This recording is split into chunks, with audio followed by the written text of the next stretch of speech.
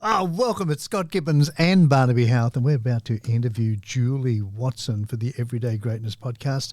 And thank you for listening on this episode. We've been talking to some great, powerful Australians who all just happen to be women.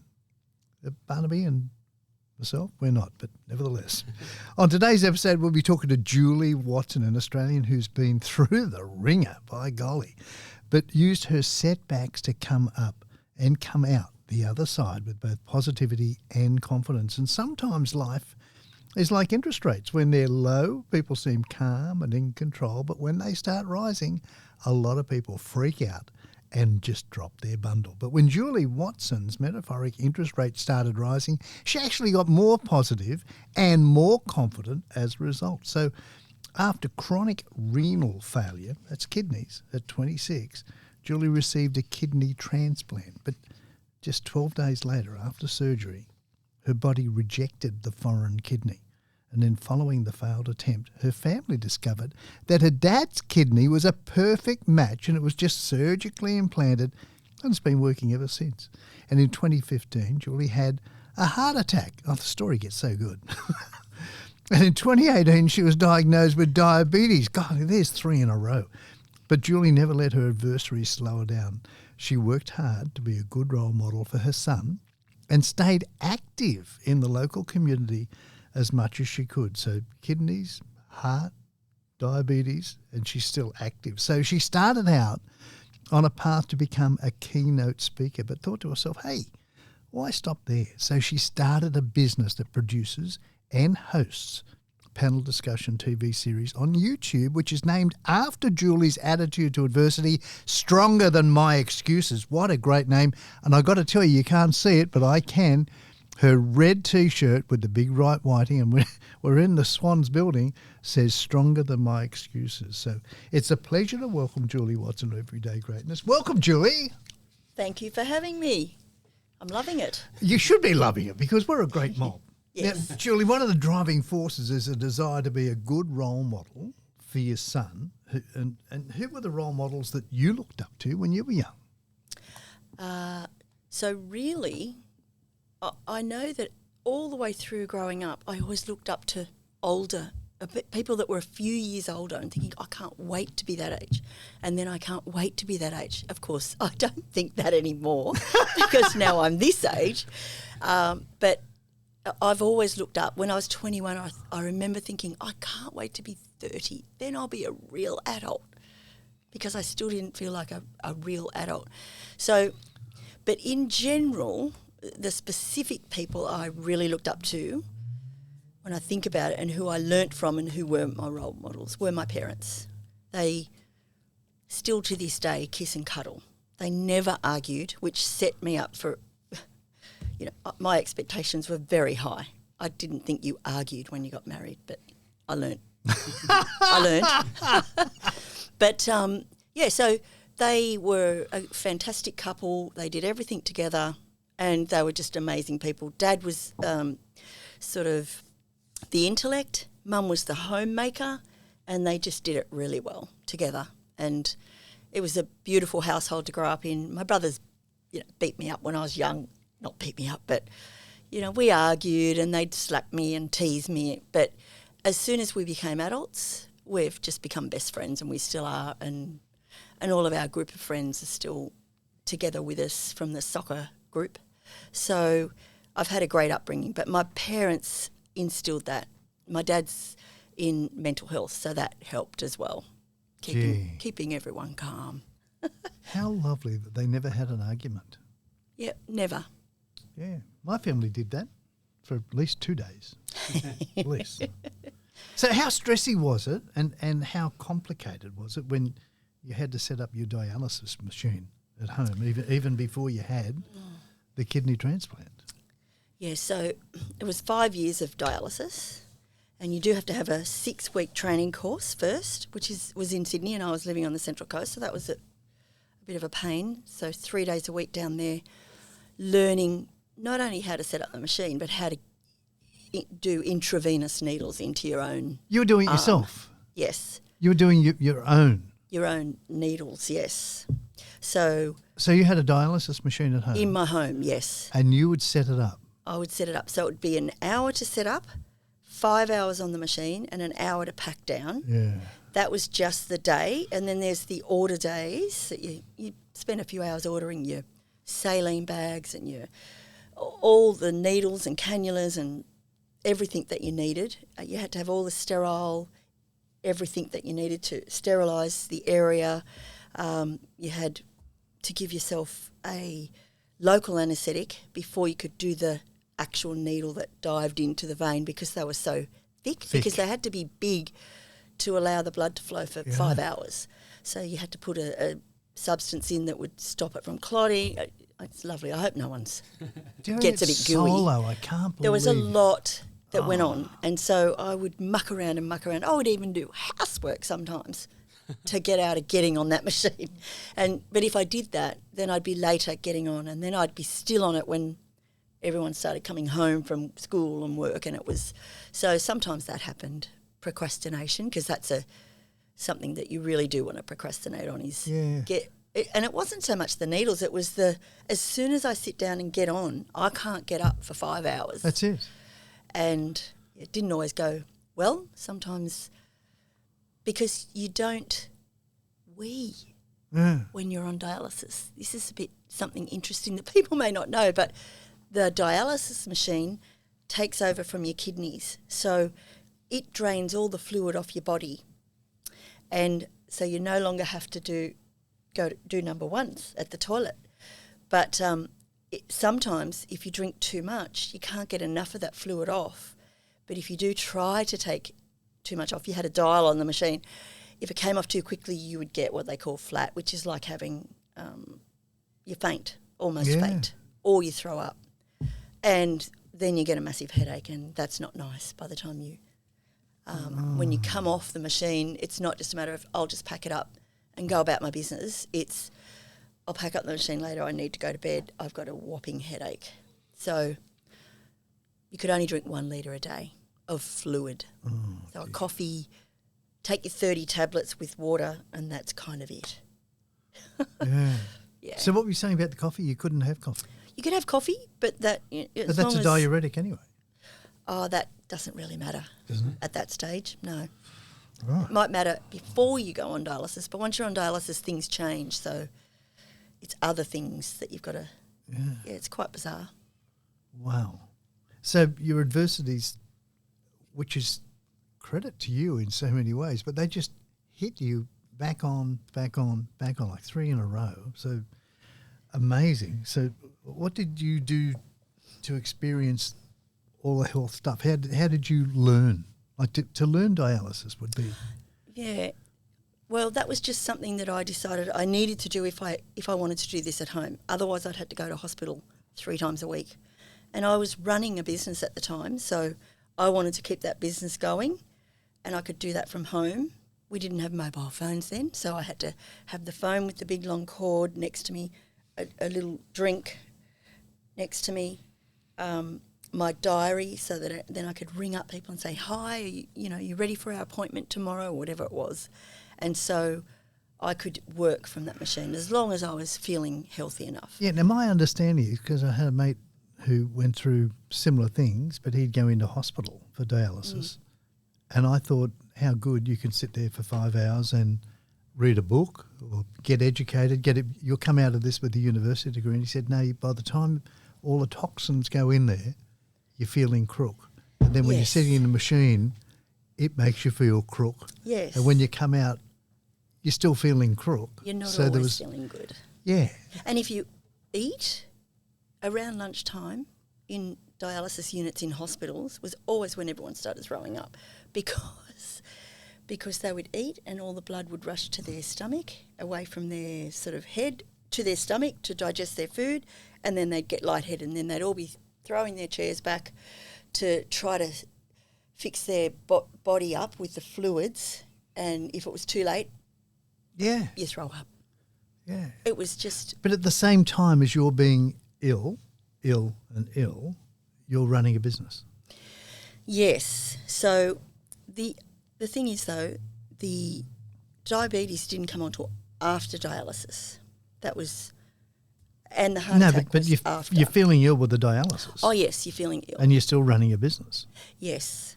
So most of the time I was okay with that. I was selling Nutrimedics, so it was So you had to have happy face. Yeah, happy face. But I was pretty good at that.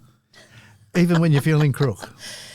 Well, what happened was most of the time I wouldn't book anything in for the days I'm on the machine. I would have all my other appointments on the other days. So I was fine most of the time. I was still actually playing netball and a surf lifesaver. And I was a soccer mum, and I was on the committee of both the surf club and the soccer club because I was the manager of the team, so my son's team. So I could no longer play soccer. I was very sporty until I got all this happening, and then I found out I wasn't healthy enough really to do much, but I could play netball, which wasn't as much as aggressive as soccer, I guess.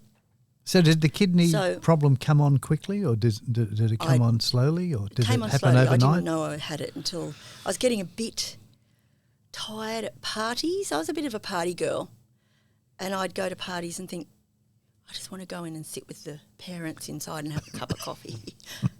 Why is this? When normally I'd be wanting to dance and carry on, but I was getting to the point where I kept wanting to sit down, and I couldn't understand that, and that was part of it. So did you ever feel like throwing your hands in the air and saying, why me? No. Oh, yes.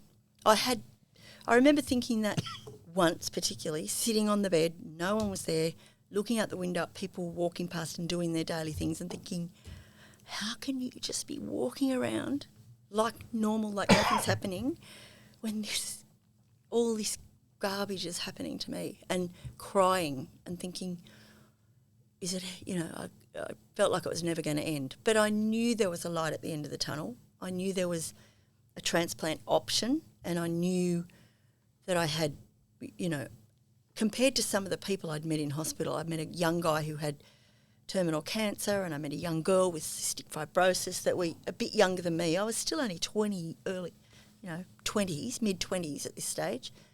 And I thought, they've both got not a long life expectancy. I'm in a much better position, and I have to just keep reminding myself that I'm better than so many other people.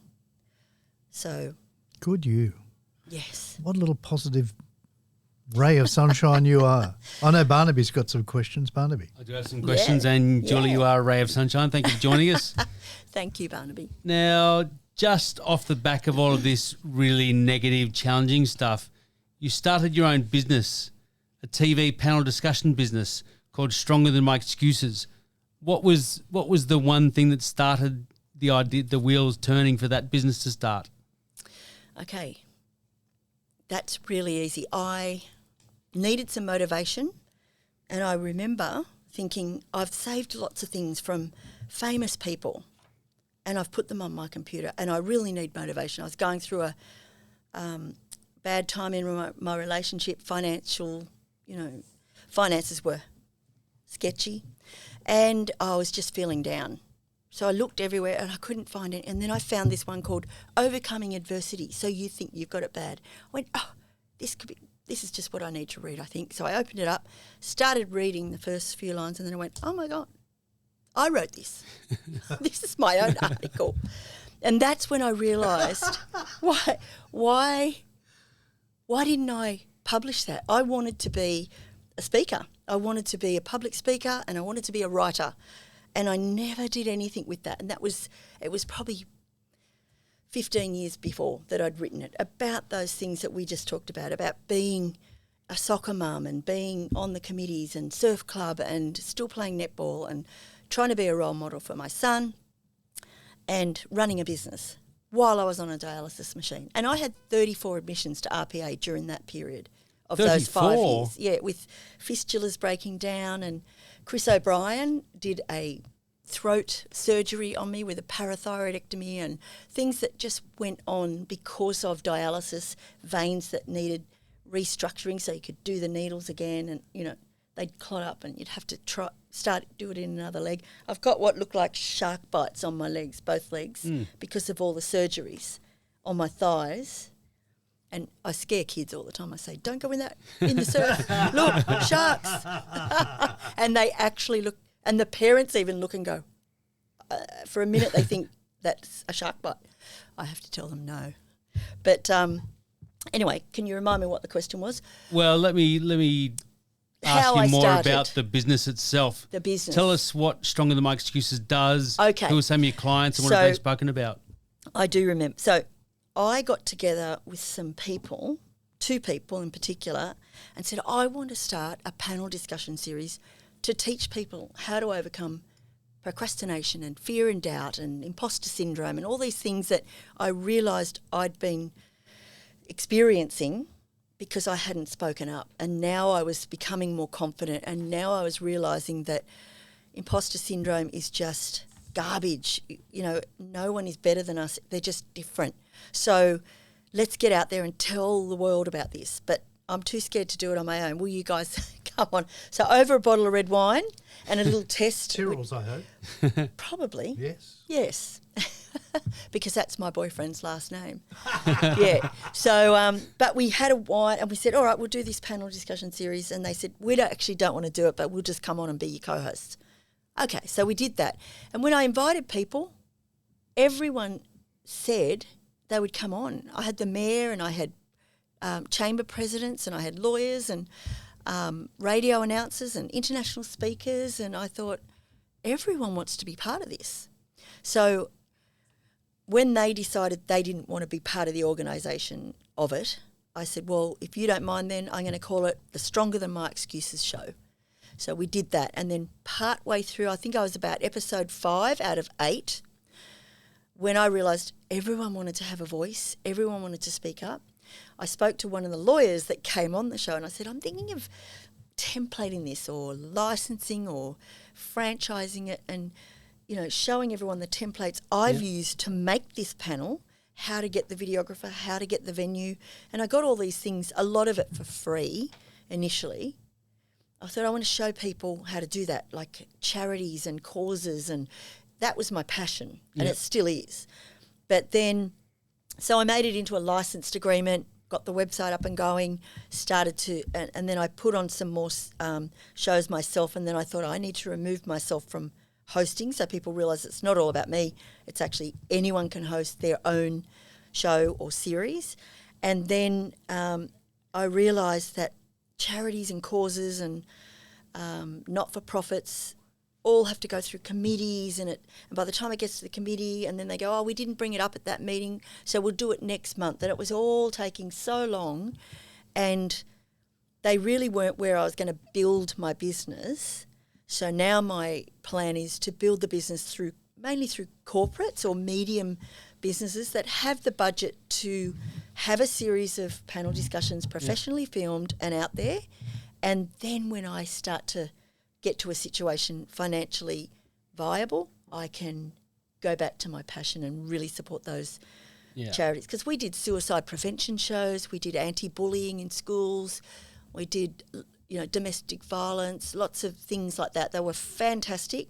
They probably got more views, but they were just much harder work and less money. And I thought I need to build this financially first. Yeah. So that's where I'm at. And who have some of your clients been so far?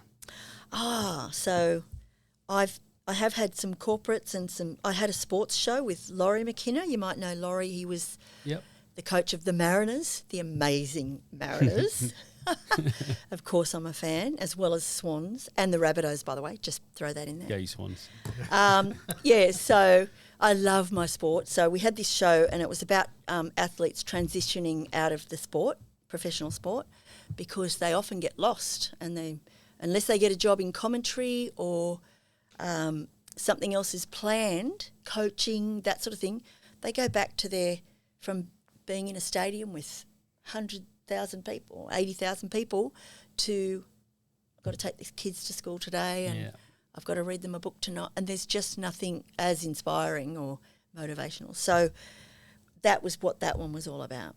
And he had an ex-Parramatta player and 2 ex-football players on there, soccer players. Then I've had shows with marketing people, lawyers, There was an amazing tradies show, so it was about how to run a business as a tradie, so not just how to work the tools, but how to run your business. Clever. There's been real estate shows, so lots of different clients. It can be anyone that wants to have a voice, and I try to sway people to talk more about their culture and their corporate social responsibility, because none of the shows are promotional, they're educational. So they're not salesy, they're all about informing people what's going on. So by talking about your culture or your leadership style or the way you run your business rather than what you actually do, automatically in the discussion it will come up what you do, but you're not trying to sell yourself.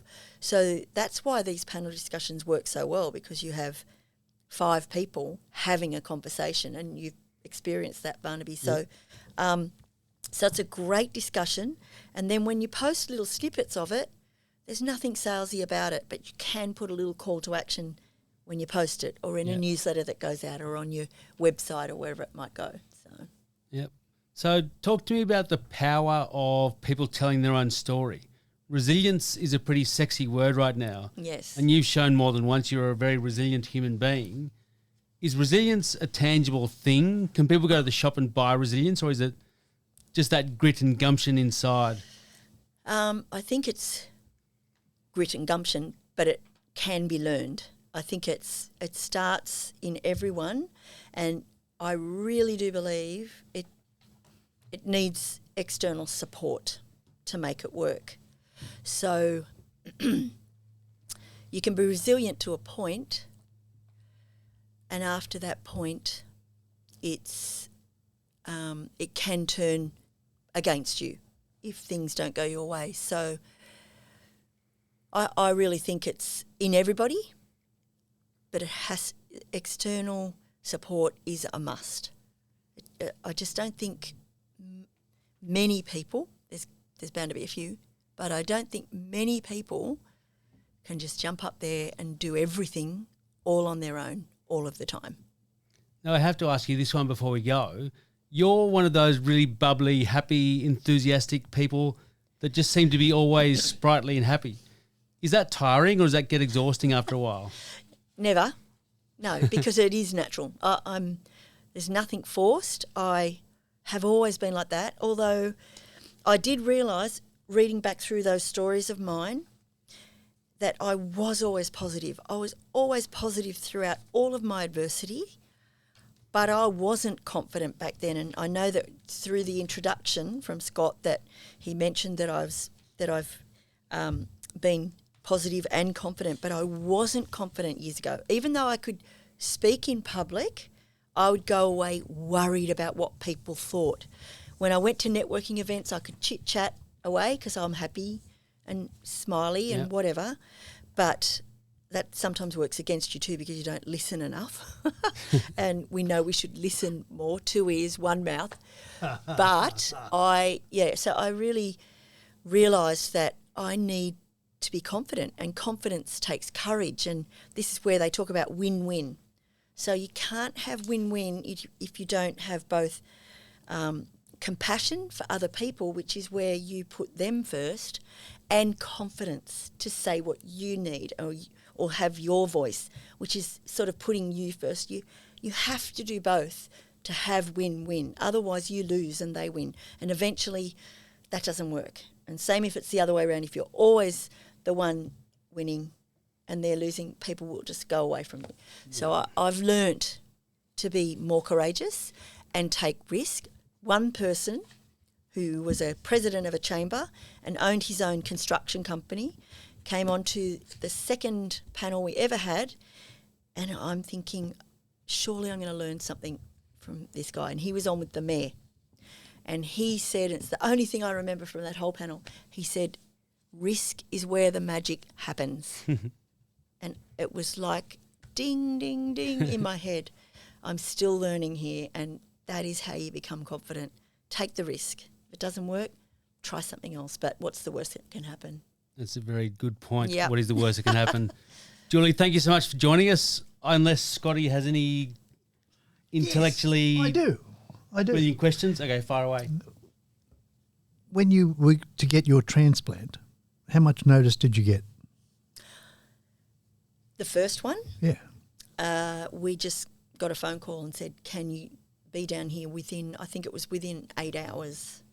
So you got 8 hours notice. Yes, something like that. Good you. So we all jumped in the car and drove to Sydney and sung songs about how we could be going on holidays and get rid of that machine. And then 12 days later, wasn't good, that one.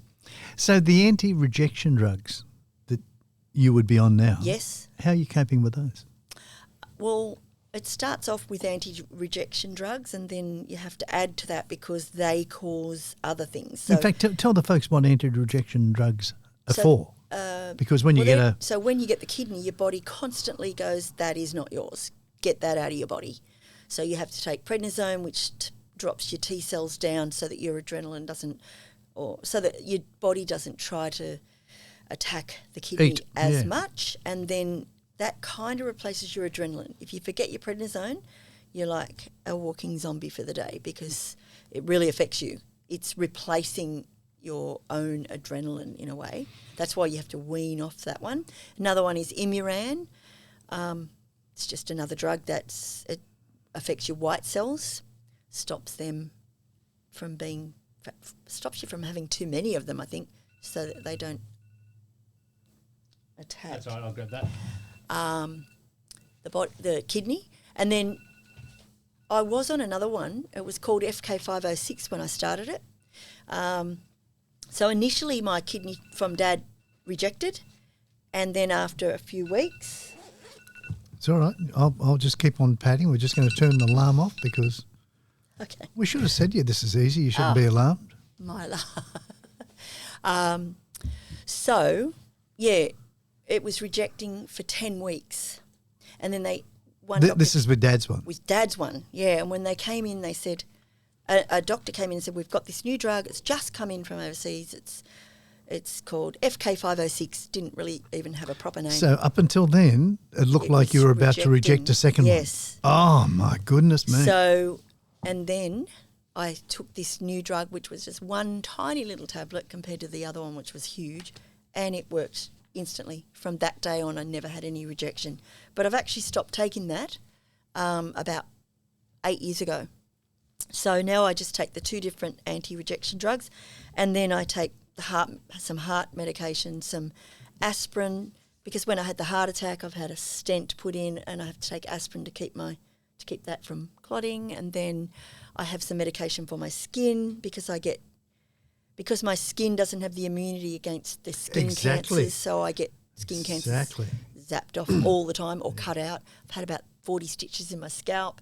So that kind of is an ongoing thing. I've had actual radiation therapy on my face. See a little white patch from a nasty skin cancer that was a bit close to my eye. So 5 weeks of radiotherapy treatment. So those are the things that are minimal compared to dialysis. Yeah. But they're sort of ongoing. But they don't mean I can't have a normal, everyday great life. Every day is a risk, and as you said, risk is where the magic happens. Yes. So thank you, Julie. Over to you, Barnaby. Thank you, Scotty. And thank you, Julie, for joining us. It's really reassuring to see somebody finding success in life after going through a really rough trot. So thank you so much for joining us and being so positive and happy. Thank you to the ARA Group for being our major sponsor for the 6th year in a row. And thank you all for listening. We hope we've helped make you feel proud again of just being an everyday Joe or Joanne bag of donuts. Listen to Everyday Greatness next week, where we'll be continuing today's conversation with Tui Giang, Manager of Volunteer Recruitment and Training at the Story Factory in Redfern. We'll be talking to Tui about what life is like as a modern, powerful Australian woman. We hope you can join us for that one, but if you want to find out more about this show, go to the Everyday Greatness page at barnabyhowarth.com.au or follow us on Facebook, Instagram, YouTube or LinkedIn. Thank you again for listening today, and thank you, Julie Watson, for joining us. You do inspire, Julie. Thanks you. for having me.